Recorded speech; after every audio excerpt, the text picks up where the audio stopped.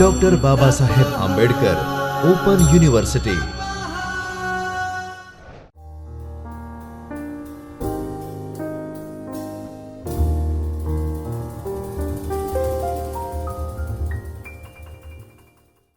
નમસ્કાર મિત્રો, હું doctor Diptiba Gohil, assistant professor political science, school of humanities and social sciences, doctor Baba Saheb Ambedkar open યુનિવર્સિટીના આ ચૈતન્ય સ્ટુડિયોમાં આપ સૌનું હું હાર્દિક સ્વાગત કરું છું.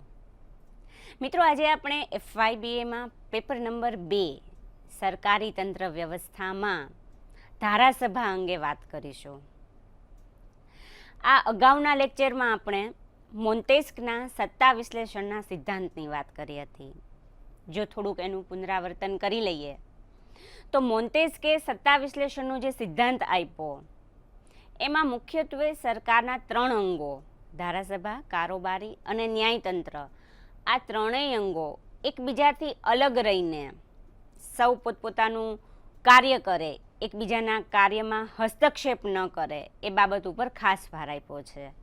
જેનો મુખ્ય હેતુ એ છે કે જો એમ થાય તો તે જગ્યાએ, તે દેશમાં, તે વ્યવસ્થામાં વ્યક્તિનું સ્વાતંત્ર્ય જળવાય છે. મોન્ટેસ્ક ઉપર સ્વાભાવિક છે કે બ્રિટનની અસર વધારે હતી, કારણ કે બ્રિટનમાં સત્તા વિશ્લેષણનો અમલ તેને નજર સામે થતા જોયેલો, અને એટલા માટે જ બ્રિટનના લોકો સ્વાતંત્ર્ય પ્રમાણમાં યુરોપના દેશના કમ્પેરિઝનમાં વધારે ભોગવતા હતા. વ્યક્તિ સ્વાતંત્ર્યની હિમાયત ઉપર ભાર આપ્યો છે મોન્ટેસ્કે, અને આજના આ લેક્ચરમાં આપણે ધારાસભા વિશે સમજ પ્રાપ્ત કરીશું. સ્વાભાવિક જ તમને અહીંયા પ્રશ્ન એવો થાય કે ધારાસભા એટલે શું, ક્યાંથી તેની શરૂઆત થઈ, તેના કેવા કેવા પ્રકારો પાડવામાં આવેલા છે, અને ધારાસભાનું કામ શું. આ દરેક પ્રશ્નોના જવાબ તમને આ વિડીયો લેક્ચરના આધારે મળી રહેશે. આજના આ વિડીયો લેક્ચરની રૂપરેખા આ મુજબની રહેશે. મિત્રો, આજના આ વિડીયો લેક્ચરના આધારે તમે મુખ્યત્વે 2 ઉદ્દેશ્યો સિદ્ધ કરી શકશો. તમે ધારાસભાની રચના સમજીને તેના પ્રકારોની જાણકારી મેળવી શકશો અને ધારાસભાના કાર્યો સમજી શકશો.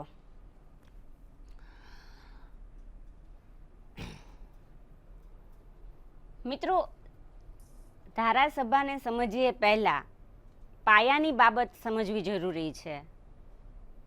આધુનિક સમયમાં સરકારના મુખ્ય 3 અંગો અમલમાં આવેલા છે. ધારાસભા, 1, બીજું કારોબારી અને 3જું ન્યાયતંત્ર. આ 3 અંગો પૈકી એક અંગ એટલે કે પ્રથમ અંગ ધારાસભા છે, જેની સમજ અત્યારે આપણે પ્રાપ્ત કરીએ છીએ.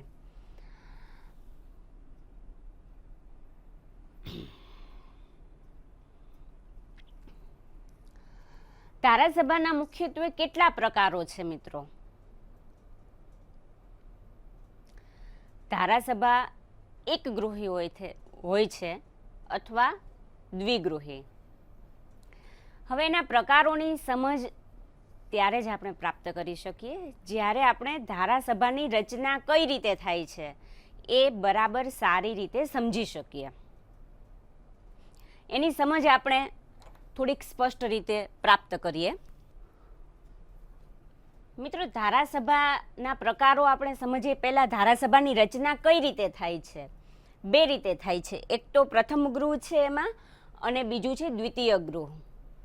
અલગ અલગ દેશની પરિસ્થિતિઓ અલગ અલગ હોય છે, જેને ધ્યાનમાં રાખીને દરેક દેશ અથવા તો પ્રથમ ગૃહને સ્વીકારે છે અથવા તો ધારાસભાના 2 ગૃહનો સ્વીકાર કરે છે. તો એમાં જે આ પ્રથમ ગૃહ છે એની રચના કઈ રીતે થાય છે? સામાન્ય રીતે પ્રત્યક્ષ રીતે, એટલે કે પ્રજા સીધી રીતે પોતાના પ્રતિનિધિઓને ચૂંટીને પ્રથમ ગૃહમાં સ્થાન અપાવે છે. હા, તેની સમય મર્યાદા અલગ અલગ દેશમાં અલગ અલગ જોવા મળે છે. દાખલા તરીકે ભારત હોય તો ભારતમાં તેની સમય મર્યાદા 5 વર્ષની હોય તો અન્ય દેશમાં તેની સમય મર્યાદા 6 વર્ષની હોય. પરંતુ એક વાત કોમન છે કે જેમાં પ્રજાના પ્રતિનિધિઓ પ્રત્યક્ષ રીતે ચૂંટાઈને આવે છે. પ્રજા જ્યારે પોતાના પ્રતિનિધિઓને ચૂંટે છે ત્યારે તેની ઉંમર પણ અલગ અલગ દેશમાં અલગ અલગ જોવા મળે છે. દાખલા તરીકે ભારતમાં પુખ્ત વય મતાધિકારના ધોરણે લોકોને મત આપવાનો અધિકાર પ્રાપ્ત થયો છે કે જેની વય મર્યાદા 18 વર્ષની રાખવામાં આવી છે. એવી જ રીતે અમેરિકામાં, જાપાનમાં, સ્વિટ્ઝરલેન્ડમાં અલગ અલગ વય મર્યાદા જોવા મળે છે. આ પ્રથમ ગૃહની ખાસિયત એ છે કે એમાં પ્રજા દ્વારા પ્રત્યક્ષ રીતે ચૂંટાઈને પ્રતિનિધિઓ સ્થાન પામતા હોવાથી એ સીધી જ રીતે પ્રજાને જવાબદાર છે. પ્રજા એની પાસેથી સીધો જવાબ માંગે છે. જ્યારે દ્વિતીય ગૃહ છે એની રચનાની મુખ્યત્વે 3 પદ્ધતિઓ છે, જેમાં સૌથી પહેલી છે વારસાગત પદ્ધતિ.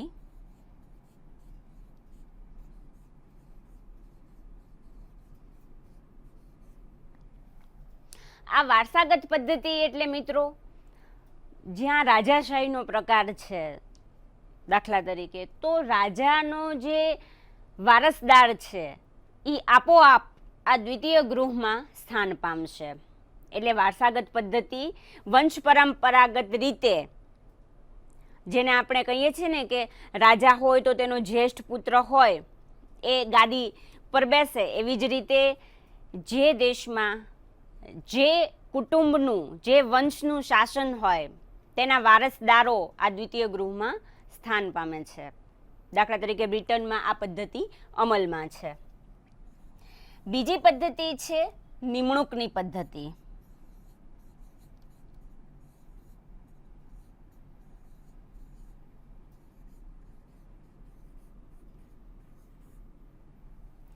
આ નિમણૂકની પદ્ધતિ એટલે શું મિત્રો? કે જેમાં સભ્યોની નિમણૂક કરવામાં આવે છે. તમને એક ઉદાહરણ આપું. ભારતમાં રાષ્ટ્રપતિને એ અધિકાર આપવામાં આવેલો છે, એ સત્તા આપવામાં આવેલી છે કે તે રાજ્યસભાના 12 સભ્યોને નિયુક્ત કરી શકે. એટલે કે એની ચૂંટણી નથી કરવામાં આવતી, પરંતુ એની સીધી નિમણૂક કરવામાં આવે છે. ત્રીજી પદ્ધતિ છે ચૂંટણી પદ્ધતિ.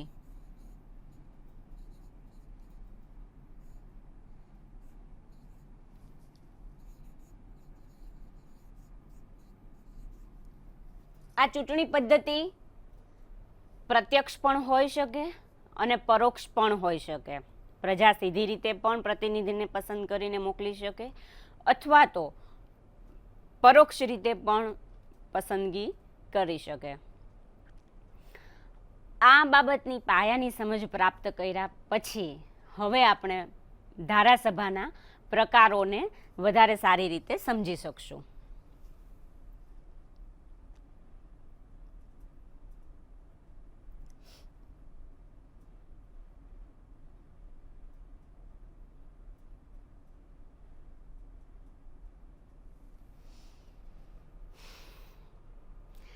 ધારાસભાના મુખ્યત્વે 2 પ્રકારો છે મિત્રો. એક તો છે એકગૃહી ધારાસભા અને બીજી છે દ્વિગૃહી ધારાસભા. એકગૃહી ધારાસભામાં એક જ ગૃહ હોય, જ્યારે દ્વિગૃહી ધારાસભામાં 2 ગૃહ જોવા મળે છે. 2 ગૃહી ધારાસભાની આપણે વાત કરીએ તો તમને એક સિમ્પલ ઉદાહરણ આપું કે ભારત છે તો ભારતમાં દ્વિગૃહી ધારાસભાનો સ્વીકાર કરેલો છે. એવી જ રીતે બ્રિટનમાં પણ દ્વિગૃહી ધારાસભાનો સ્વીકાર કરવામાં આવ્યો છે. ઉમરાવ સભા અને આમ સભા એવું નામ આપવામાં આવેલું છે બ્રિટનમાં, જ્યારે ભારતમાં એ લોકસભા અને રાજ્યસભા તરીકે ઓળખવામાં આવે છે. તો અલગ અલગ દેશમાં અલગ અલગ ગૃહનો એનો સ્વીકાર થયેલો હોય છે. એકગૃહી ધારાસભા અને દ્વિગૃહી ધારાસભા આ બંનેના પોતાના ફાયદા અને ગેરફાયદાઓ છે. જો તમે એકગૃહી ધારાસભાનો સ્વીકાર કરો છો તો એમાં તમારો સમય, શક્તિ, નાણાંનો બચાવ થાય છે, પરંતુ સામે પક્ષે એનો ગેરલાભ એ છે કે ઉતાવળમાં નિર્ણય જો એવો થઈ જાય કે જે લાંબા ગાળે પ્રજા માટે નુકસાનકારક હોય, એક પ્રકારની સરમુખત્યારશાહી સ્થપાવવાનો પણ ભય આ એક ગૃહી ધારાસભામાં રહેલો છે. કારણ કે મર્યાદિત લોકો નિર્ણય લે છે, નિર્ણય ઝડપથી આવે છે, પણ જો ઉતાવળે નિર્ણય લેવામાં આવે તો એના માઠા પરિણામો પણ ભોગવવા પડે છે. જ્યારે સામે પક્ષે દ્વિગૃહી ધારાસભામાં એના કેટલાક ફાયદાઓ પણ છે કે જો દ્વિગૃહી હોય તો સ્વાભાવિક છે કે પ્રથમ ગૃહ એની ચર્ચા કરે, દ્વિતીય ગૃહ એની ચર્ચા કરે, અને આ બંને ગૃહો એકબીજા સાથે ચર્ચા વિમર્શ કરીને એના નિચોડ સ્વરૂપે નિર્ણય કરે. એટલે એકબીજા ઉપર વિશ્વાસ સાથે સહકાર, સંકલન, સમાયોજન સાધીને એ લોકો કાર્ય કરે છે કે જેમાં ઉતાવળ થવાની સંભાવના, ખોટા નિર્ણય લેવાની સંભાવના ઘટી જાય છે. સમય શક્તિ થોડોક એમાં વધારે જાય છે, સ્વાભાવિક છે, બે ગૃહોની પ્રક્રિયાઓ કરીએ એટલે. આમ છતાં આ બંનેના કેટલાક પ્લસ માઇનસ જોવા મળે છે. સ્વાભાવિક છે કે દરેક દેશની પરિસ્થિતિઓ અલગ અલગ હોય, વસ્તી વિસ્તાર, લોકોની સમજ અલગ અલગ હોય. જે દેશને પોતાની પરિસ્થિતિ મુજબ જે પ્રકાર અનુકૂળ આવે તે અમલમાં મૂકે છે.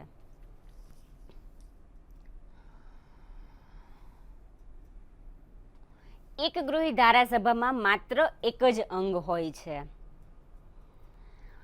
લોક પ્રતિનિધિત્વના આધારે તેની રચના થાય છે.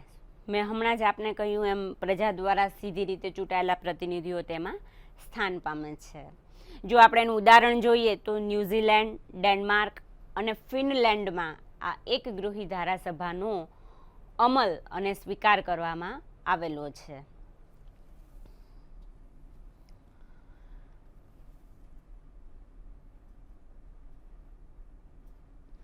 હવે જો આપણે દ્વિગૃહી ધારાસભાની વાત કરીએ તો આ દ્વિગૃહી ધારાસભામાં બે ગૃહ છે, ઉપલું ગૃહ અને નીચલું ગૃહ. એટલે ધારાસભાના રચનામાં પ્રથમ ગૃહ અને દ્વિતીય ગૃહ, અને એમાં દ્વિતીય ગૃહમાં પણ બે પ્રકાર છે, અને એ બે પ્રકારોની સમજ આપણે પ્રાપ્ત કરીએ.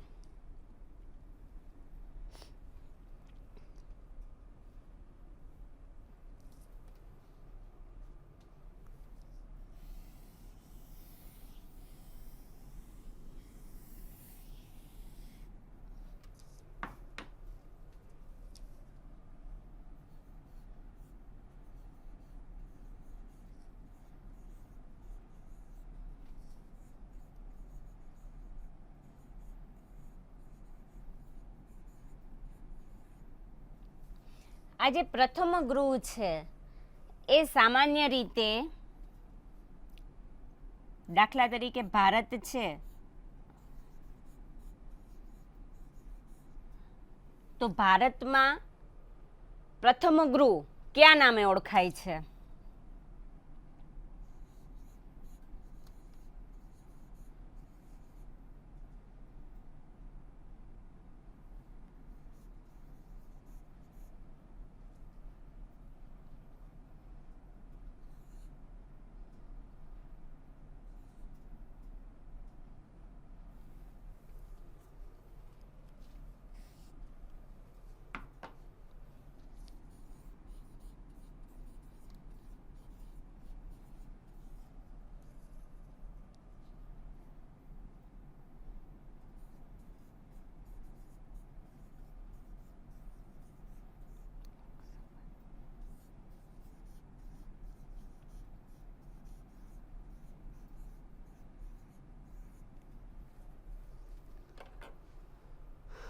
રાજ્યસભા છે એ ઉપલા ગૃહ તરીકે ઓળખવામાં આવે છે, જ્યારે લોકસભા છે એ નીચલા ગૃહ તરીકે ઓળખવામાં આવે છે.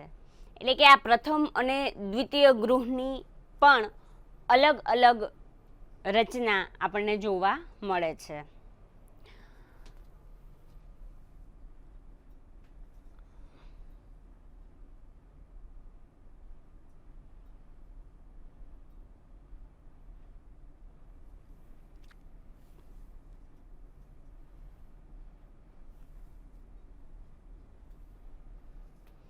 મિત્રો, હવે આપણે દ્વિગૃહી ધારાસભાની સમજ પ્રાપ્ત કરીએ. દ્વિગૃહી ધારાસભા બે ગૃહની બનેલી છે. લોકપ્રિયતા એ નીચલા ગૃહનું અગત્યનું લક્ષણ છે કે જે ભારતમાં મેં આપને કહ્યું એમ લોકસભા છે તો એ નીચલું ગૃહ છે કે જેમાં પ્રજા દ્વારા પ્રત્યક્ષ રીતે ચૂંટાયેલા પ્રતિનિધિઓ સ્થાન પામે છે. એટલે કે ભારત અને અમેરિકામાં દ્વિગૃહી ધારાસભાનો સ્વીકાર થયેલો જોવા મળે છે. હવે આપણે વાત કરીશું ધારાસભાના કાર્યોની. ધારાસભા કેવા કેવા પ્રકારનું કાર્ય કરે છે.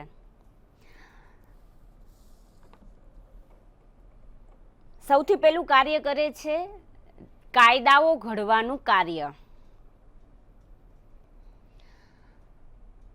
સરકારના આ 3 અંગો પૈકી ધારાસભાનું મુખ્ય કામ છે કાયદો ઘડવો. પહેલાના સમયમાં મેં આપને અગાઉ જ કહ્યું એમ રાજા કાયદાઓ ઘડતા. આધુનિક સમયમાં ધારાસભા કાયદાઓ ઘડે છે. એટલે કે 3 પ્રકારે કાર્ય કરે છે. એક તો નવા જ કાયદાનું સર્જન કરે છે સમય સંજોગની જરૂરિયાત મુજબ. બીજી બાબત કે ઘડેલા કાયદાઓમાં સુધારો વધારો કરે છે. વર્તમાન સમય સાથે તાલ મિલાવીને આવશ્યક ફેરફારો કરવાનું કાર્ય કરે છે. અને ત્રીજું અગત્યનું કામ છે કાયદાના સંદર્ભમાં કે જૂના ઘડાયેલા કાયદાઓને રદબાતલ કરવાનું કાર્ય કરે છે. કારણ કે જે તે સમયની પરિસ્થિતિને અનુરૂપ એ કાયદાઓ ઉપયોગી હોય પરંતુ આધુનિક સમયમાં વ્યવહારુ જીવનમાં એની કોઈ પ્રસ્તુતતા હવે ન રહી હોય તો તેવા જૂના કાયદાઓને રદ કરવાનું કાર્ય ધારાસભા મુખ્યત્વે કરે છે. આ એનું મુખ્ય કાર્ય છે કાયદા ઘડતરનું. પરંતુ મિત્રો આ સાથે સાથે ધારાસભા અન્ય કાર્યો પણ કરે છે. અન્ય કાર્યોમાં દાખલા તરીકે એ ન્યાય વિષયક કાર્ય પણ કરે છે. નાણાકીય કાર્ય, આપણે બીજું કાર્યનું સમજીએ ક્રમબદ્ધ રીતે. તો આ નાણાકીય અંકુશ રાખવાનું કાર્ય. નાણાકીય કાર્યોમાં સ્વાભાવિક છે કે કરવેરાના સંદર્ભમાં એ કાર્ય કરે છે. કરવેરાઓ મંજૂર કરવા, અંદાજપત્રને સ્વીકારવાનું કાર્ય કરે છે. નાણાપ્રધાન દ્વારા એ અંદાજપત્ર રજૂ થાય છે જેને સ્વીકારવું, બહાલી આપવાનું કાર્ય કરે છે. આ સાથે સાથે યુદ્ધનો કોઈ ખર્ચ હોય તો એને મંજૂર કરવાનું કાર્ય પણ ધારાસભા સામાન્ય રીતે કરે છે. એટલે નાણાકીય કાર્યમાં એ એક રીતે સરકારની તિજોરી ઉપર અંકુશ રાખવાનું કાર્ય કરે છે. બીજું કાર્ય ત્રીજું એનું છે કારોબારી ઉપર અંકુશ રાખવાનું કાર્ય. સરકારનો કયો પ્રકાર અમલમાં છે, એટલે કે સંસદીય સરકાર છે કે પ્રમુખીય, આ બે બાબત ઉપર ધારાસભા અને કારોબારી કઈ રીતે સંકળાયેલા હશે એકબીજા સાથે. જો માનો કે સંસદીય સરકારનો સ્વીકાર કરેલો છે તો ધારાસભા અને કારોબારી ગાઢ રીતે સંકળાયેલા છે એકબીજાની સાથે. કારોબારીએ ટકવું હોય તો એણે ધારાસભા ઉપર આધાર રાખવો પડે છે અને કારોબારી ઉપર એક રીતે નિયંત્રણ મૂકવાનું, અંકુશ મૂકવાનું કાર્ય ધારાસભા કરતી હોય છે.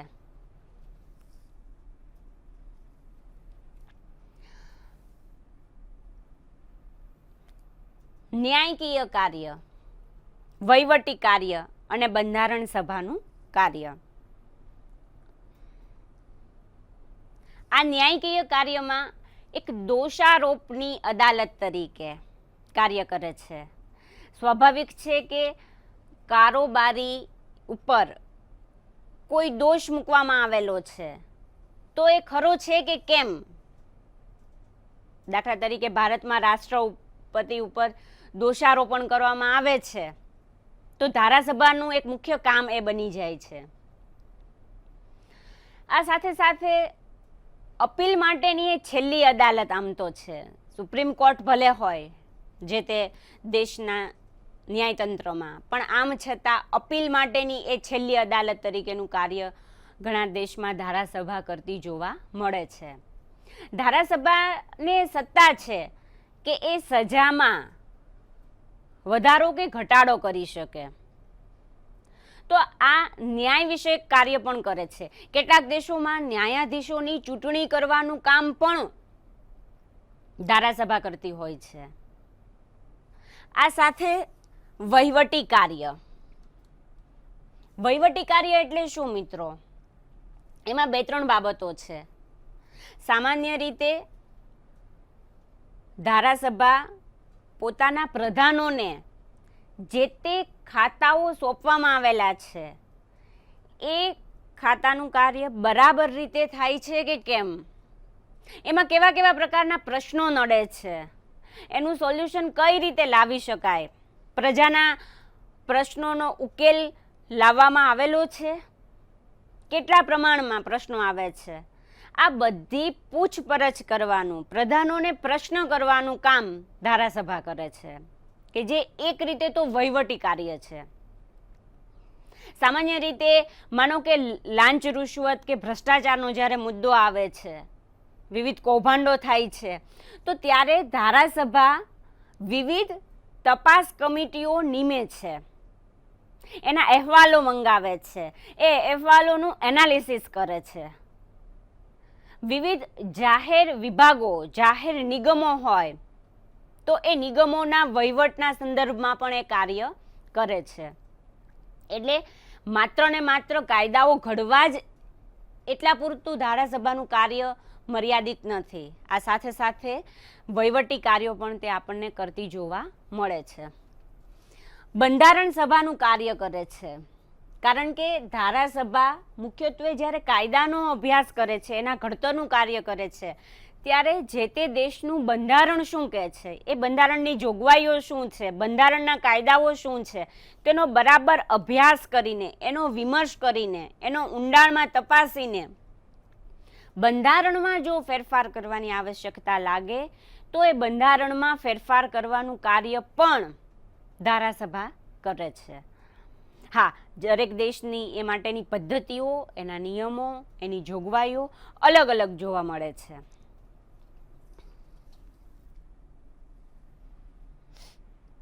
આ ઉપરાંત પ્રજાની મુશ્કેલીઓ વ્યક્ત કરવાનું કાર્ય કરે છે,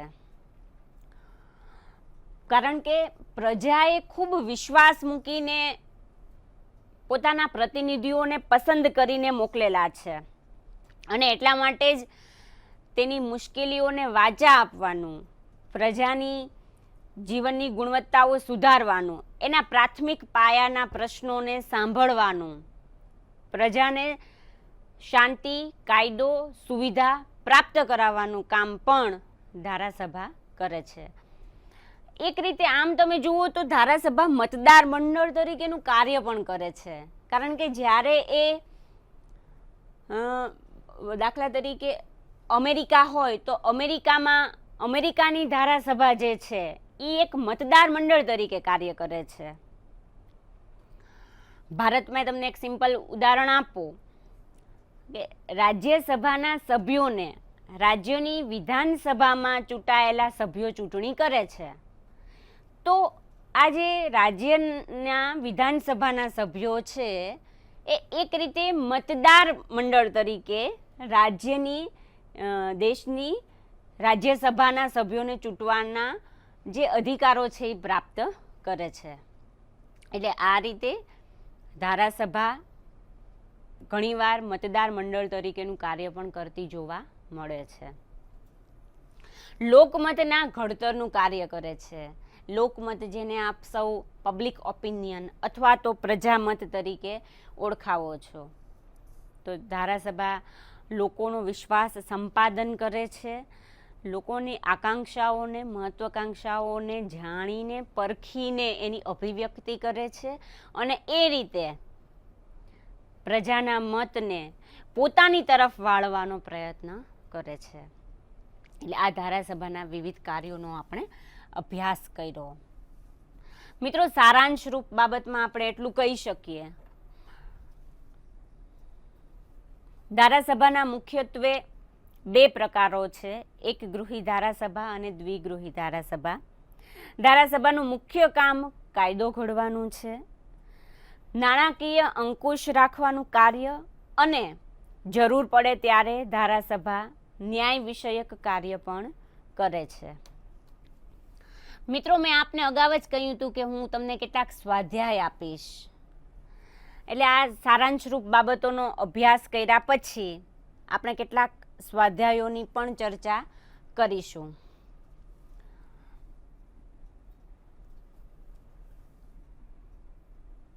અહીં મેં કેટલાક બહુવૈકલ્પિક પ્રશ્નો આપેલા છે કે ધારાસભાનું મુખ્ય કામ છે કાયદાઓનું ઘડતર કરવાનું, ઘડાયેલા કાયદાનો અમલ કરવાનું, સજા કરવાનું, કે પછી ત્રણમાંથી એક પણ નહીં. જો મારું વ્યાખ્યાન બરાબર સાંભળ્યું હશે તો તમે આનો જવાબ ચોક્કસ રીતે આપી શકશો. બીજો પ્રશ્ન છે, ધારાસભાના મુખ્ય કેટલા પ્રકાર છે? 1, 2, 3, બી અને સી. ત્યાર પછીનો આપણે પ્રશ્ન જોઈએ, કયા દેશે એક ગૃહી ધારાસભાનો સ્વીકાર કર્યો છે?